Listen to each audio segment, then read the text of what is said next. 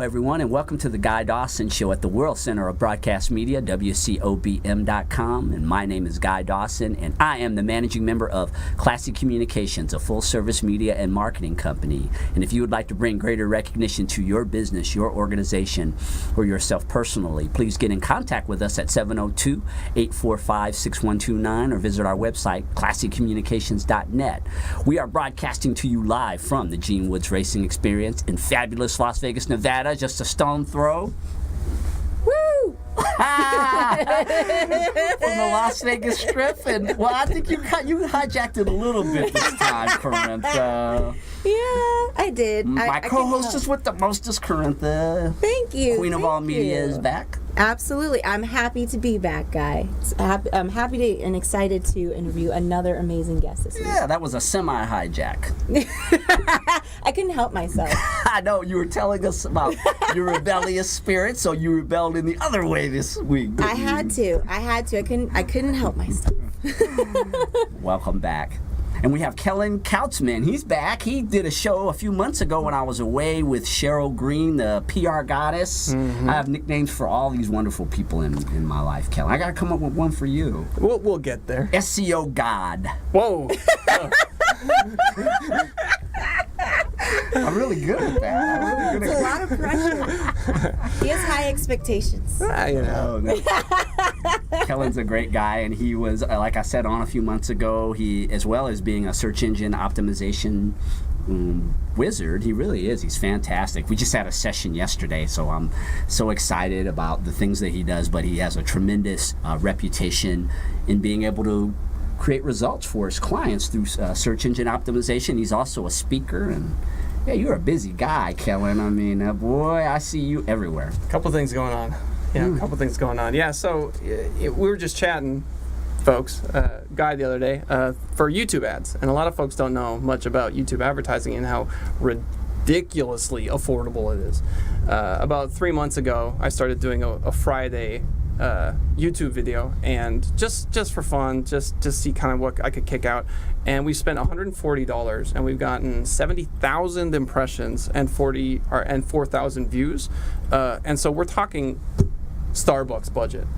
And so if you're thinking about YouTube advertising, folks just don't know about it. And we set something up for Guy, and that's what we're doing just the other day. And we'll let you know what the results are. Yeah, it was really exciting to sit down with Kellen and go through the steps, and I've heard things about YouTube marketing. I mean, YouTube is just a very powerful platform. As a matter of fact, the show is broadcasting live on YouTube right now, and we're wanting to raise the views. We want to get this show out to more people, and so we chose the broadcast that I did with the Australian Bee Gees, and we're going to promote it, and it's really interesting to see the ways that you can leverage very inexpensive advertising to spread your message, and so I'm looking forward also to seeing what the results are of that. Yeah, you only pay if you get to 30 seconds or more. And so there's this magical little 6-second moment in YouTube ads where it's playing before the skip button can be pressed, right? Mm-hmm. And trust me, we've all seen the horribly annoying YouTube ads, right? Or I'll see YouTube ads where I'll see like a car and then I can skip. Why isn't there branding in those first 6 seconds? So using that time is a great strategy for those listening if you're interested in doing some YouTube ads. And one of the things we set up for this show is called an annotation. And annotations are just the videos that appear at the end that you can click on to go to the next video.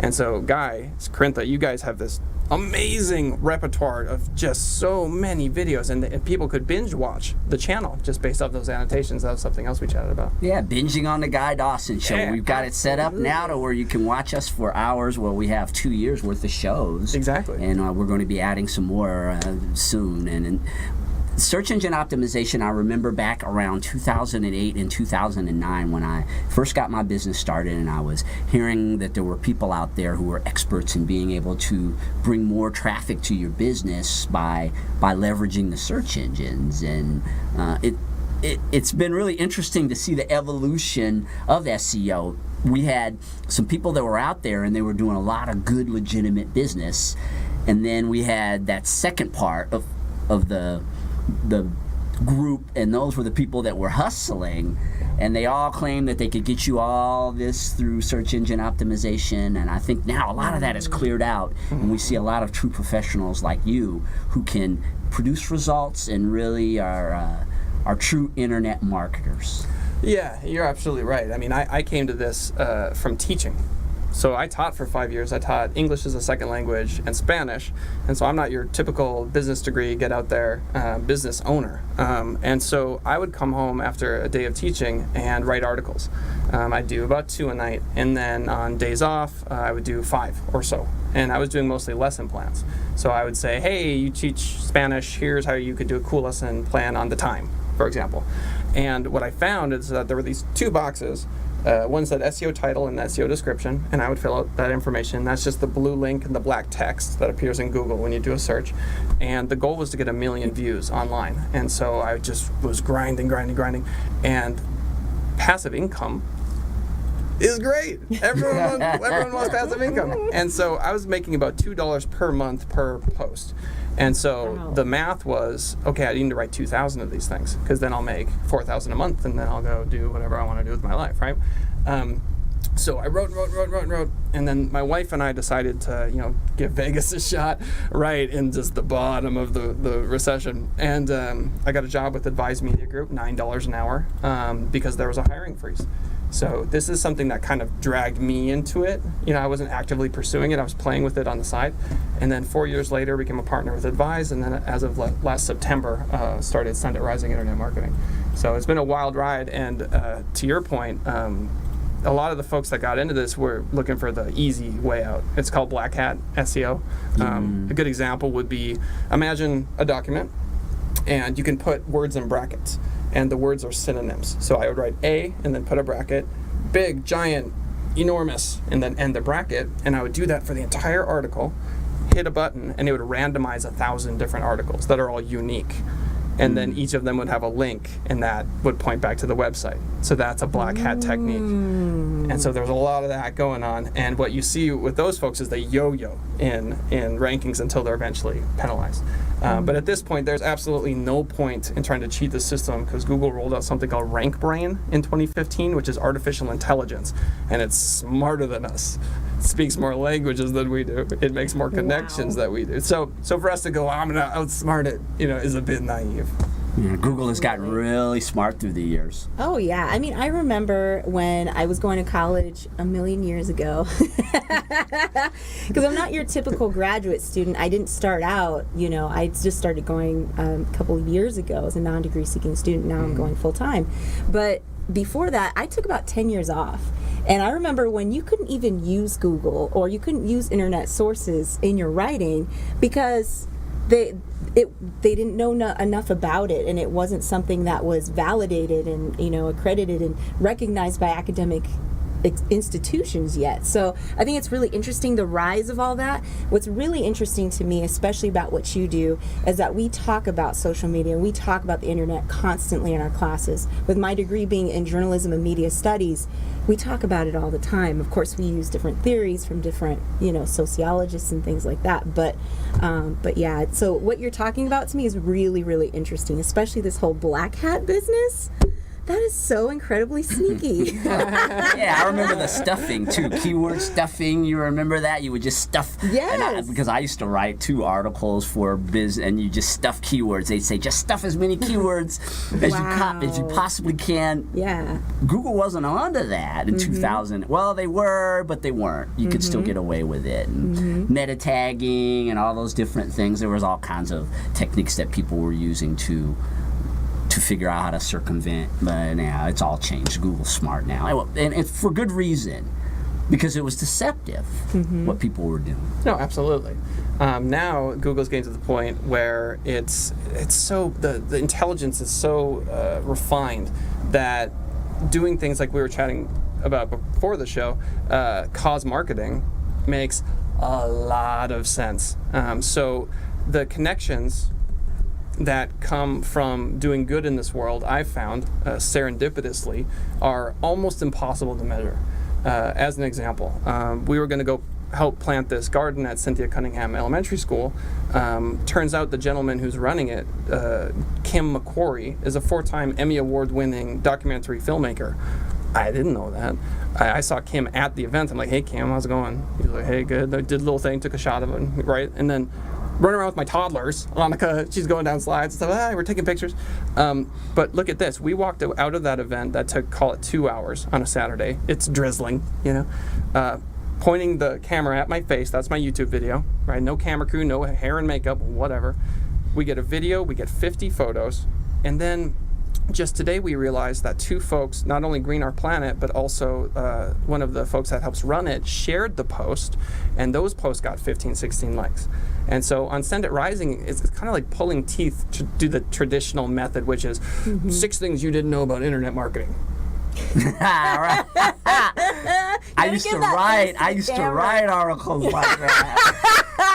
We all have, and I do it for a living, and so we gotta find a better way. And so Carintha, Guy, what you guys are doing with the Businesses with Heart coming up is exactly that.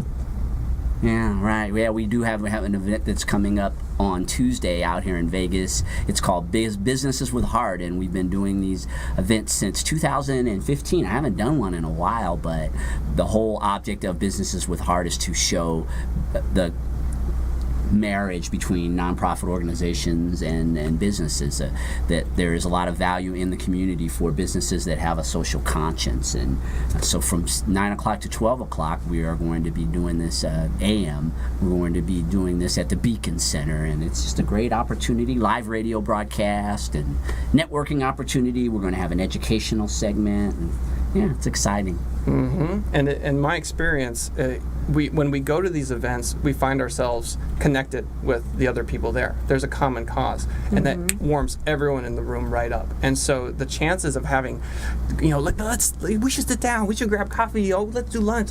It's so much easier to facilitate that because we all have a common goal. And the reality is that this is true all the time anyway, just humanity in general. But when we get into these rooms on events like that, and translating that one step further to the actual cause marketing, let's say, there's 2 ads. The stereotypical thing we just talked about, like 7 things you didn't know about, whatever. And the other one is, hey, we went to a school and we helped these kids learn how to read. I don't care if it's an auto mechanic. It makes no difference to me. It'll say sponsored by, and then there's the name of the business. We know what you do, right? That's the thing about consumers, like New York Life, insurance, got it. Good. I'm good on that. You know your insurance. That's cool. I don't need to be educated on insurance. Got it. But if you're rescuing puppies, I'm down. Like Cheryl. Yeah, absolutely. And speaking of which, there's this SEO benefit that I can talk about through a project we had called whateverydogdeserves.com, where we are looking to rescue as many dogs as possible, and we put these photos on Pinterest. One of them is this corgi. You know what corgi looks like? Yes. Imagine a burrito with small legs. Oh, really? With small legs. Yes, fur burrito. Burrito. Fur burrito. Carintha coined it. Just so you know, it's a furrito. Yes. So there's this furrito with one paw up on the step, and it says, "Life is short, so are my legs." That's Pinterest. And it was repinned 14,000 times, right? And so that's 14,000 links. The rankings shoot up in Google. It can't be ignored. And so we end up with, we were getting 400 to 500 visits a day to this website. And so this is what business owners are looking for, and they want to do this. And until very recently, there wasn't a direct return on investment. It was a branding kind of thing. But now we can make a really strong SEO argument. You want to rank for mortgage lender, Las Vegas? Not a problem. What charity you're working with? Why do I have to do the charity? Because of the links, man. Right? Because of the links. We can't get 14,000 links talking about FHA loans versus conventional. People don't care. Animals, veterans, and kids. Homelessness. Those are the really the biggest things that they're hugely searched.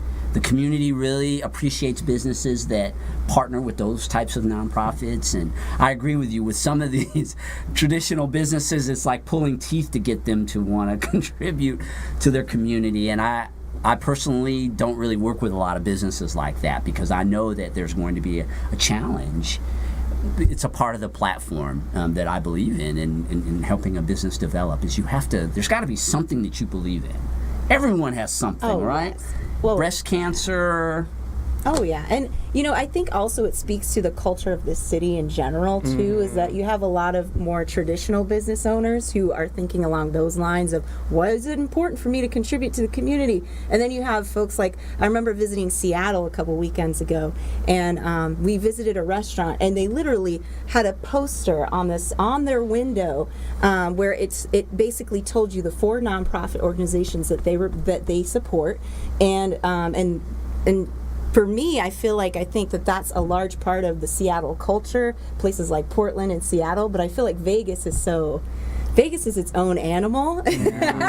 People definitely have a lot of different motivations in Vegas. Yes, I feel like there's a lot more, and I feel like there needs to be more recognition and awareness for businesses, and that there needs to be encouragement of these businesses in terms of saying, hey, it's like what you're doing. When you market yourself, include the businesses or include the nonprofit organizations you work with, because this is why, and this is why it will help you, and it helps everyone. It's a win-win-win-win-win.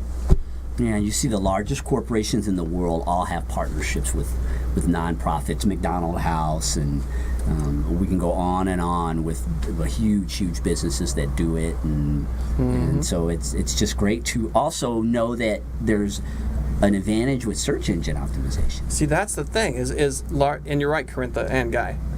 So we find ourselves at a period in civilization where individuals have, let's call it 500 Facebook friends. We all have approximately 500, 700, 300, whatever. And so there's value in that, like never before. We all own a media company. And so the brands that are able to get folks to hit that share button, they're going to win. And I see it almost algorithmically, it's like a mathematical equation, so to speak, where just like the people in our power on social media has reached a precipice where now I don't care what size your business is, makes no difference to me. I think my theory is that we can see return on investment that is better by doing cause marketing than traditional. I think we'll see stronger return on investment. I think it's the smarter business choice. Yeah, I absolutely agree, and there's a lot of research out there that supports that, and that being in public relations, I've been doing this ever since I got my business started, and it wasn't such a big thing 8 or 9 years ago, and where it was being publicized so much, but now you're seeing events that are coming up, books are being written, and you have these companies that are being celebrated for being engaging in cause marketing and showing that they represent more. And what I've learned about a lot of entrepreneurs and business owners is they have causes. They support Little League teams. They support Boy Scouts. A lot of times they just don't get publicity. They're just doing it because, in my opinion, entrepreneurs they're pillars of society. They're really some of the most generous people that you'll meet because they're creators. They all are wanting to benefit their communities. But a lot of times they don't know how to use that to not only benefit their community, but also to leverage and create more business for themselves. So it's what you're doing is you're helping them to leverage that so it's even a bottom line benefit. Oh, that's exactly right. And so I want philanthropreneurship. Like Victoria Boyd. I like it. Like Victoria Boyd. That's Dr. Victoria Boyd. Yeah, Victoria Boyd is a wonderful woman. She's been on this show before, and she has a foundation called the Philanthropreneur Foundation, and Kellen is very active with... I'm on the board. You are on the board now? Yeah, I'm on the board of the Philanthropreneur Foundation. We sat down with KCEP Radio. We sat down with New York Life. We've been chatting with a lot of folks. And what I love about it is if I go into a room and I start talking about SEO and social media, most of the time folks are like, okay, that's cool. And getting them excited about it, it's like, all right. I start talking about cause marketing, people are like, they just light up. And so it makes a lot of sense to me, not only from a profit standpoint, which is really important, and I don't want to neglect that. I think that I think that oftentimes we think of it as philanthropy and not cause marketing, and there's a difference. And I just learned this term. So philanthropy is just giving money away. That's the idea. Just here you go, take it, and that's the end of that. Cause marketing is more, okay, we're gonna partner with you basically as a nonprofit, and we're going to mutually benefit. Yeah, we're going to go to commercial break, and when we come back, I want to talk more about the cause marketing and also your speaking endeavors. Oh, all right. You've been a busy guy lately. You too. Stay tuned for more of The Guy Dawson Show at the World Center of Broadcast Media.